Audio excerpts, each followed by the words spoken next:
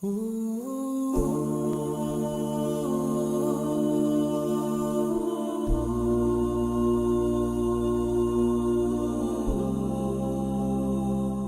اللہ الرحمن الرحیم۔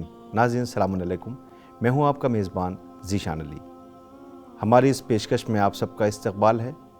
خوش آمدید اس بہار رحمت و برکت مغفرت کے اس عظیم مہینے یعنی ماہ صیام، ماہ مبارک رمضان آپ سب کو مبارک۔ خوش نصیب ہے وہ شخص جو اس عظیم مہینے میں اپنے کریم رحیم معبود کو راضی کر لے اور صدق دل سے عبادت بجا لائے، قرآن مجید کی تلاوت اور واجبات و مستحبات کی پابند رہے۔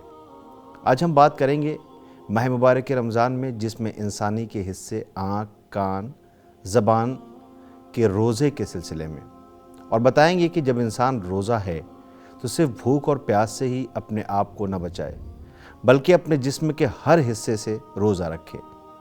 اللہ نے انسان کو جو حکم دیا ہے اس کے ساتھ اس پر عمل اور فرما برداری کرنے یا نافرمانی کرنے کا اختیار بھی دیا ہے، اور وہ حکم جسم کے جس حصے سے متعلق ہو انسان اس حصے کو استعمال کرنے میں اختیار رکھتا ہے۔ اسی اختیار کی نعمت سے انسان فائدہ اٹھا کر اللہ کی فرما برداری کرتا ہوا ثواب حاصل کر سکتا ہے اور نافرمانی کر کے عذاب کا مستحق بھی بن سکتا ہے۔ مگر کمال یہ ہے کہ انسان اپنی نفسانی خواہشات پر قابو پا لے اور اپنے پروردگار کے حکم کے سامنے سر تسلیم خم ہو کر اس حکم کو بجا لائے۔ جسم کے تمام اختیاری حصوں میں سے زبان، آنکھ اور کان ہے۔ انسان جب چاہے ان پر قابو پا کر ان کی روک تھام کر سکتا ہے، مگر روک تھام کرنے کے لیے اللہ پر ایمان اور پختہ ارادے کی ضرورت ہے۔ زبان کی حفاظت کرنا اور اسے قابو میں رکھنا۔ زبان لوگوں کا ایک دوسرے سے رابطہ رکھنے کے لیے جسم کا اہم ترین حصہ ہے اور اندرونی اور قلبی مقاصد کے اظہار کرنے کا بہترین وسیلہ ہے۔ زبان ایسا وسیلہ ہے جو ایک قوم سے دوسری قوم اور ایک نسل سے دوسری نسل تک معلومات کو منتقل کرتی ہے۔ لہٰذا مادی اور معنوی علوم میں اس حد تک ترقی ہو چکی ہے۔ اس کا ایک اہم ترین سبب زبان ہی تو ہے، لیکن انسان اگر اسی زبان کی لگام کو آزاد چھوڑ دے اور ضرورت کے بغیر باتیں کرنے کا عادی ہو جائے تو دھیرے دھیرے زبان اسے ایسے نقصانات تک پہنچا دے گی جو ناقابل تلافی ہوں گے۔ زبان کو آزاد چھوڑنے سے انسان بڑے گناہ میں پڑ سکتا ہے۔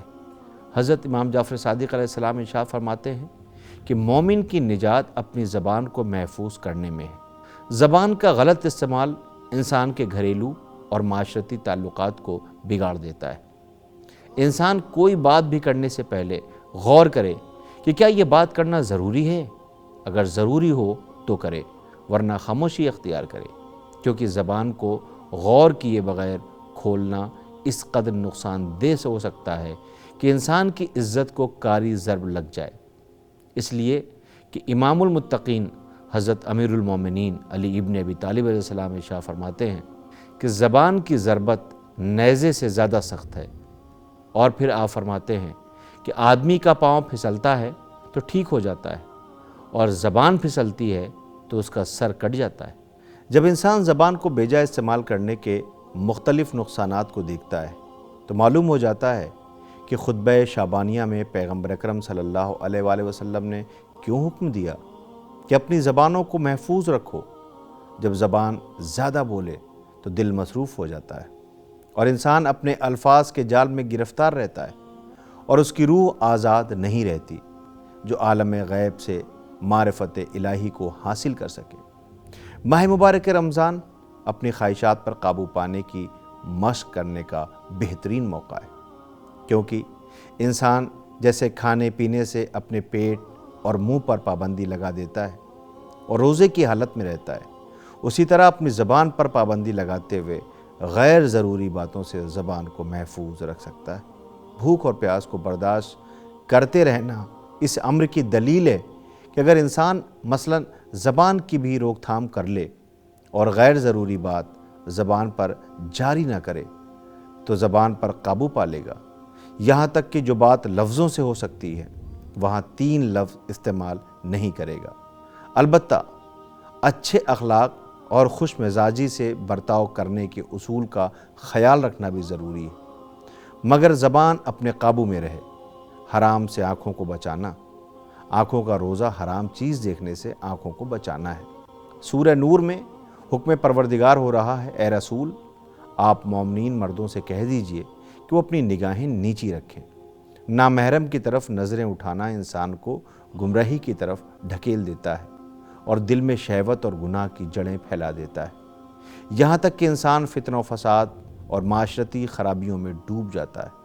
حضرت امام جعفر صادق علیہ السلام فرماتے ہیں کہ نگاہ کے بعد نگاہ دل میں شہوت کو بو دیتی ہے اور یہی دیکھنے والے کو فتنے میں ڈالنے کے لیے کافی ہے۔ قرآن مجید نے مرد اور عورت دونوں کو نگاہیں نیچی رکھنے کا حکم دیا ہے۔ نہ یہ کہ صرف مردوں کو حکم دیا ہے بلکہ عورتوں کو نگاہیں اٹھا کر دیکھنے کی اجازت ہو، ایسا بھی نہیں ہے، بلکہ خواتین کو چاہیے کہ اسلامی حجاب کا خیال رکھیں اور اپنی زینت کو نامحرموں سے چھپائیں، کیونکہ نامحرم کے سامنے حجاب اور زینت کا خیال نہ رکھنا نامحرم کو گناہ میں ڈالنے کا باعث بنتا ہے۔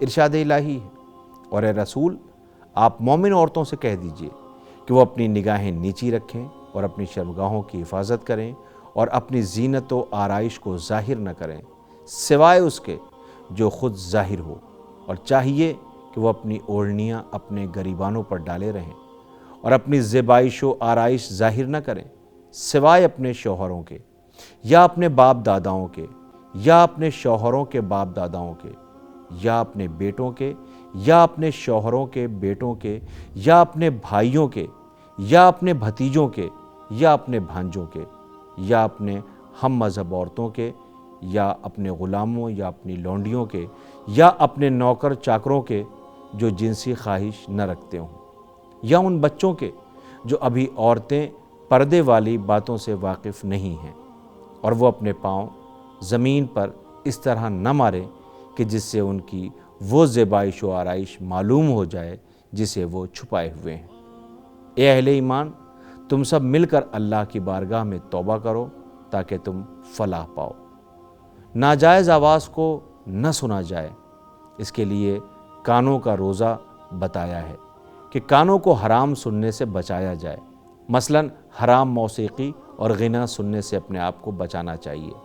بعض ڈاکٹرز کا کہنا ہے کہ غنا اور میوزک انسان کے دماغ کے لیے نقصان دہ۔ منشیات بعض اوقات منہ کے ذریعے جسم میں داخل ہوتی ہیں تو انسان کے دماغ کو نقصان دے کر عقل کو زائل کر دیتی ہے۔ بعض اوقات سونگھنے کے ذریعے اور کبھی کانوں کے ذریعے دماغ کو نقصان پہنچا ہے جو اسی میوزک کے ذریعے ہوتا ہے۔ اسی لیے بعض میوزک ایسی ہوتی ہے کہ آدمی مستی جیسی حالت میں غرق ہو جاتا ہے، البتہ بعض اوقات اس حد تک نہیں پہنچتی لیکن آدمی کے دماغ پر اثر انداز ہوتی ہے۔ غنا اور میوزک ایسی چیز ہے جو انسان کے دین کو برباد کر دیتی ہے، انسان میں منافقت پیدا کرتی ہے، اللہ کی یاد بھلا دیتی ہے، معاشرے میں فتنہ و فساد اور گناہ و فحشانیت پھیل جاتے ہیں۔ سننے والے اور سنانے والے پر جو آخرت میں عذاب کیا جائے گا اس کی بات ہی الگ ہے۔ جیسا کہ امام جعفر صادق علیہ السلام ارشاد فرماتے ہیں، غنا ان چیزوں میں سے ہے جس کے بارے میں اللہ عز و جل نے آگ کا وعدہ کیا ہے، اور وہ اللہ عز و جل کا یہ فرمان ہے، اور انسانوں میں سے کوئی ایسا بھی ہوتا ہے جو اللہ سے غافل کر دینے والا بیہودہ کلام خریدتا ہے تاکہ بغیر سوچے سمجھے خدا کی راہ سے بھٹکائے اور اس راہ یا آیتوں کا مذاق اڑائے۔ ایسے لوگوں کے لیے رسوا کرنے والا عذاب ہے۔ تو ناظرین، جیسا کہ ہم نے دیکھا کہ روزے کی فضیلت کے بارے میں پیغمبر اکرم صلی اللہ علیہ وآلہ وسلم نے 3 چیزوں کی نصیحت فرمائی ہے، جس سے معلوم ہو جاتا ہے کہ انسان اگر چاہے تو اپنے جسم کے ان تینوں حصوں پر قابو پا کر اپنی دنیا اور آخرت کو سنوار سکتا ہے۔ ماہ مبارک رمضان اس مشق کا بہترین ذریعہ ہے، کیونکہ اس مبارک مہینے میں روزے کی وجہ سے جسم کے کئی دوسرے حصوں پر بھی انسان قابو رکھتا ہے، تو وہ تجربہ اس تجربے میں کامیابی کے لیے مددگار ثابت ہوتا ہے۔